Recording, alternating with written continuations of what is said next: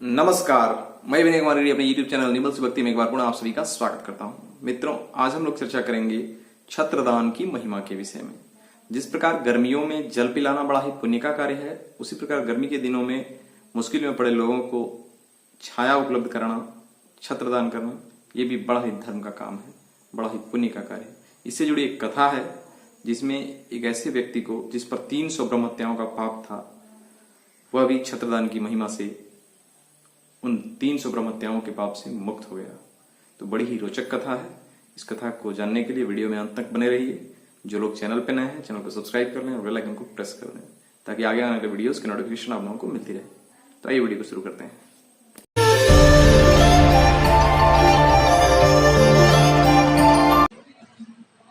बहुत काल पूर्व की बात है। वंग देश में हेमकांत नाम से विख्यात एक राजा हुए हैं। वे कुश केतु के पुत्र थे। एक दिन हेमकांत शिकार खेलने वन में चले गए।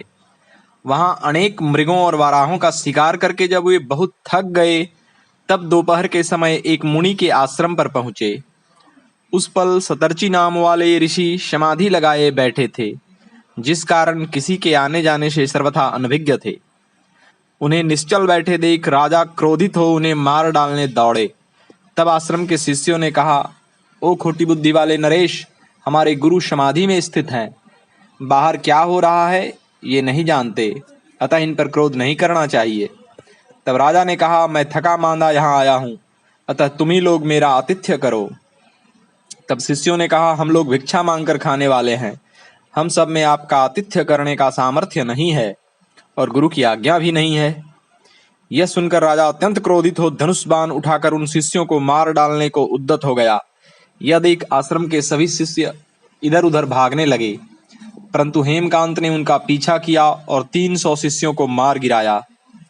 जब राजा शाम तक सेना सहित अपनी पुरी में पहुंचा, तब उनके पिता कुशकेतु को उसके अन्यायपूर्ण कर्म का पता चला। उन्होंने अपने पुत्र को अपने राज्य के लिए अयोग्य घोषित कर देश निकाला दे दिया। पिता के त्यागने पर हेमकांत घने वन में चला गया। वहां उसने बहुत वर्षों तक निवास किया। ब्रह्म हत्या सदा उसका पीछा करती थी, अतः वह कहीं भी चैन से नहीं रह पाता था। एक दिन वैशाख मास में दोपहर के समय महामुनि तीर्थ यात्रा के क्रम में उस वन में आए। धूप से अत्यंत पीड़ित हो मूर्छित होकर गिर पड़े।